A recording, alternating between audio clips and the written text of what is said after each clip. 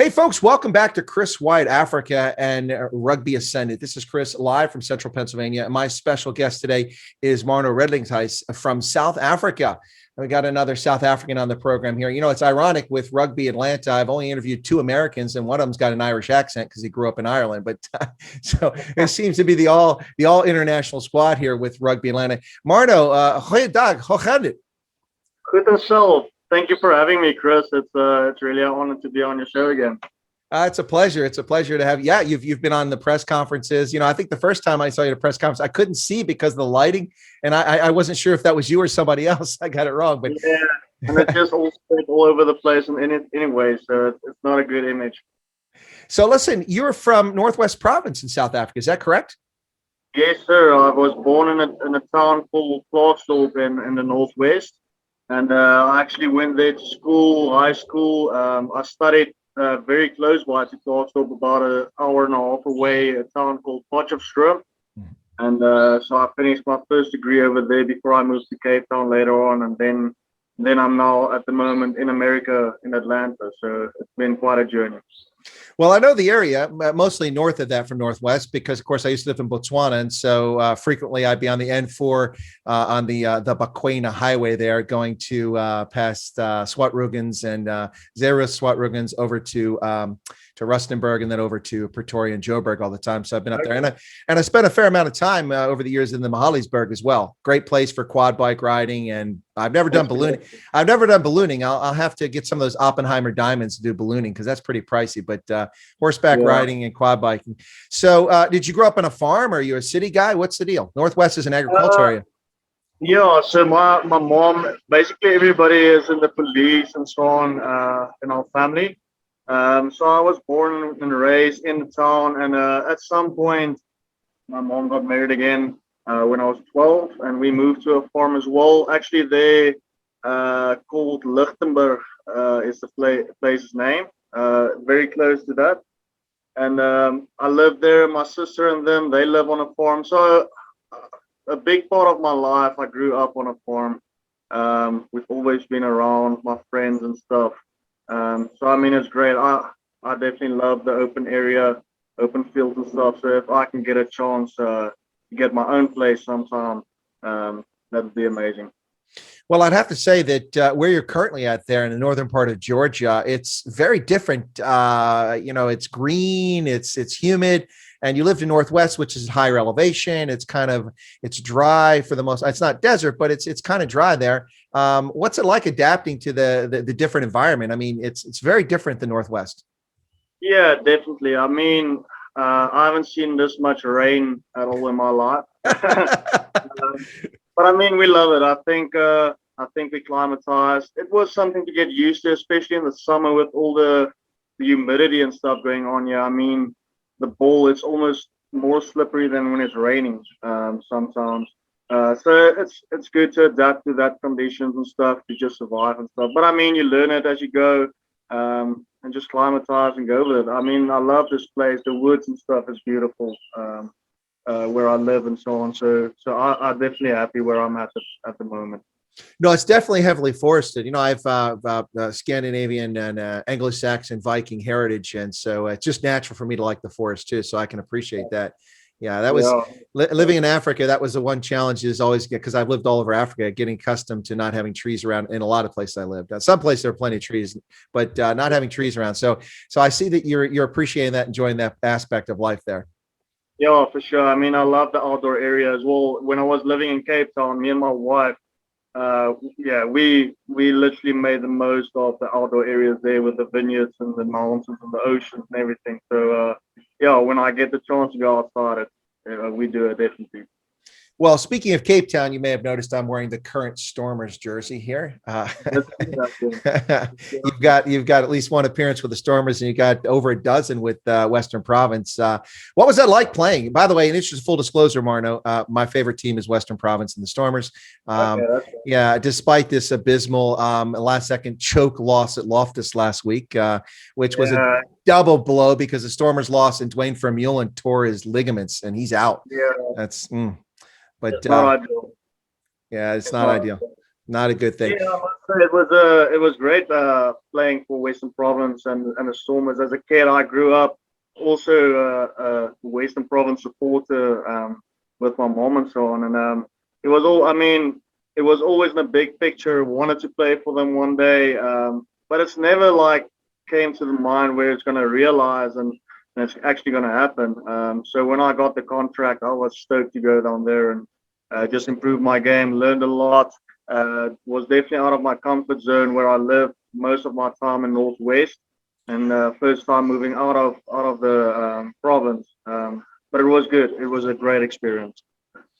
Well, you've probably played with some really big names down there. People we know, guys like Damien Dialende, and who else we got there? Lots. I mean, a lot. I'm drawing a blank right now, but so many great players down there. What was it like playing with some of those names that people know all over the world? Some of these really Springboks and big name players. No, for sure. I mean, you actually realize all those guys are actually just humans as you are as well. But it's great sitting next to them. Training, working with them. It's you learn so much. I mean, there's full stuff where you can get better in the game. The 1%ers and stuff that makes a huge difference in your game.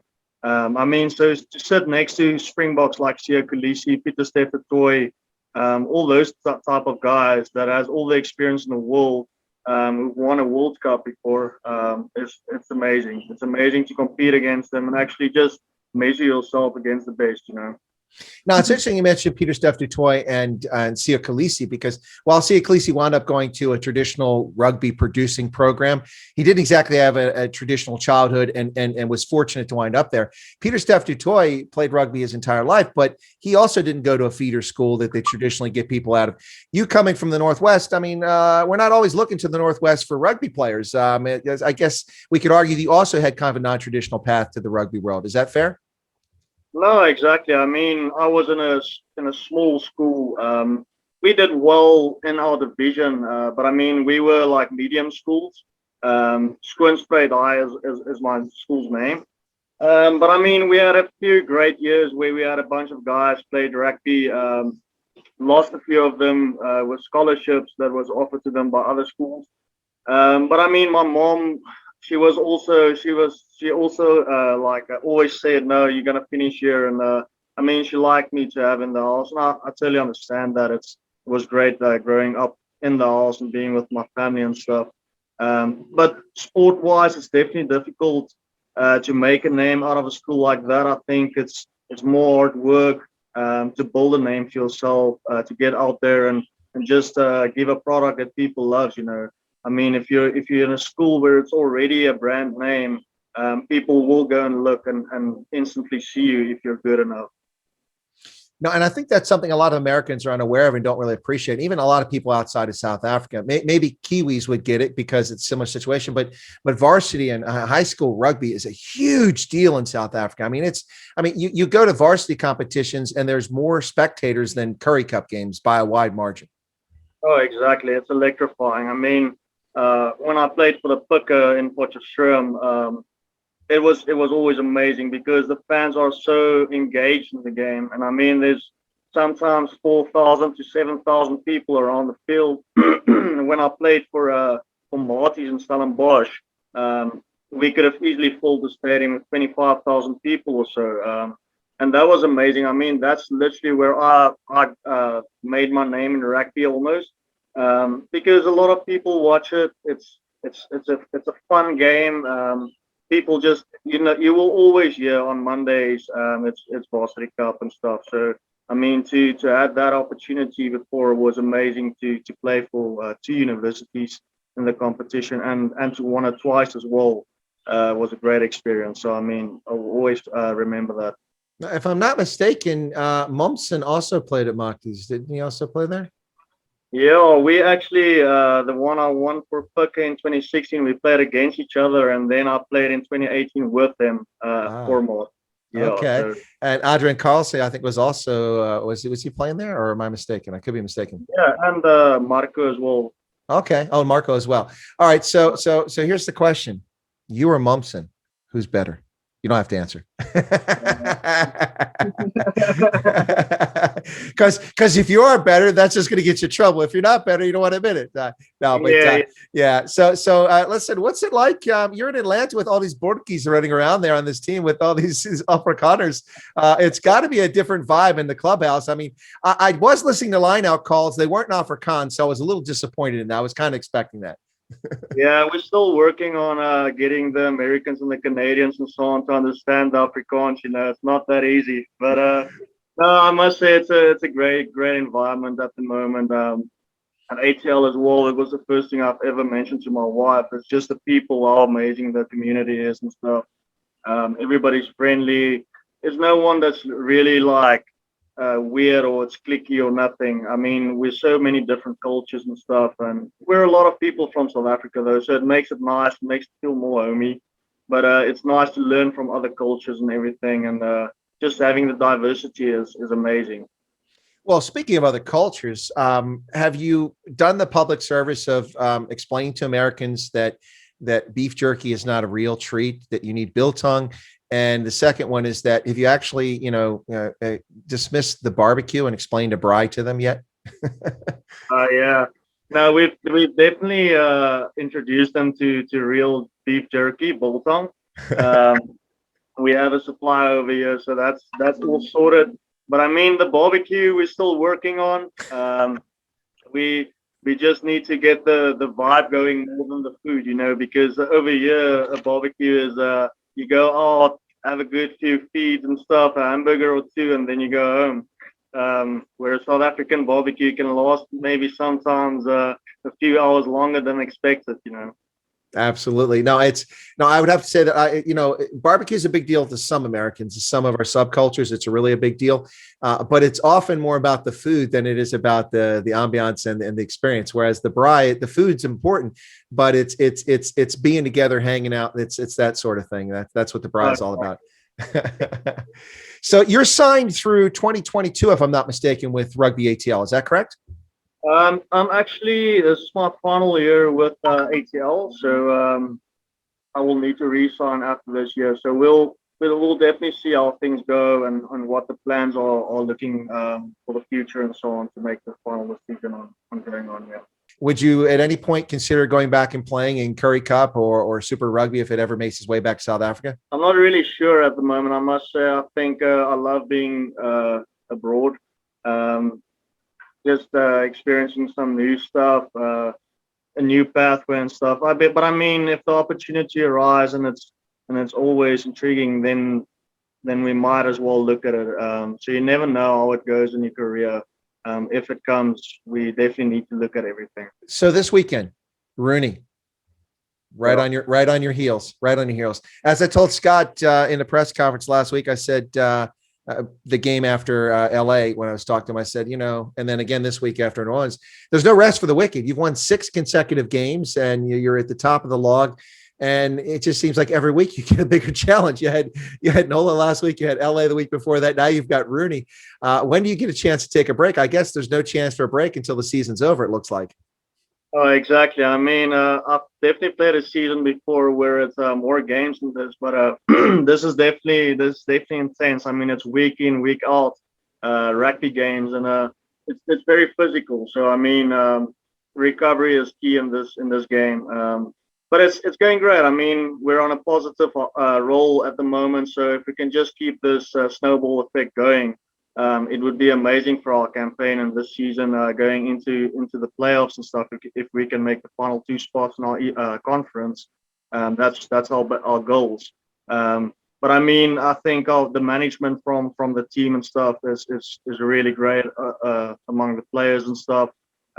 People are being looked after if injured and stuff, and getting rest and so on. So I must say that's definitely in place for us. Now, I don't usually ask folks about their family, and I'm not going to ask personal details, but you did mention your wife a couple of times. Is your wife South African? She's a South African, yes. So that leads to this question. Was there any culture shock for you or your wife coming to America? Is it because it's not South Africa in so many ways? Oh, for sure. I mean, I think we did expect it almost. we watch a lot of movies and stuff, and you see how America is. But I mean, it's nothing until you get the real experience. But it's amazing. I mean, we take everything with open arms, and just go full on with it. You never know when this opportunity ends. So I mean, just make the most of it and enjoy it while it's there. Praat nie Afrikaans nie, maar I understand it. So let me say, I want to ask you this question. Have you come across an instance where you might have been, well, I presume your wife speaks Afrikaans. If that's an incorrect assumption, let me know. Okay. So have you come across an instance where maybe the two of you are speaking Afrikaans and you're surprised to discover that someone understands what you're saying here in America? Has that happened to you? Oh, well, for sure. I mean, there's a few friends like Danke van Skalkwyk's wife. She's been with him for a few years. So I definitely think she will know a few words or so. So you must be careful if you're talking around them. But yeah, I think everybody just loves it, and it's great seeing it. You know, I mean, as soon as you speak in the streets or something, people will look around and ask you where you're from, and just curious of what you're doing and so on. So I mean, that's good.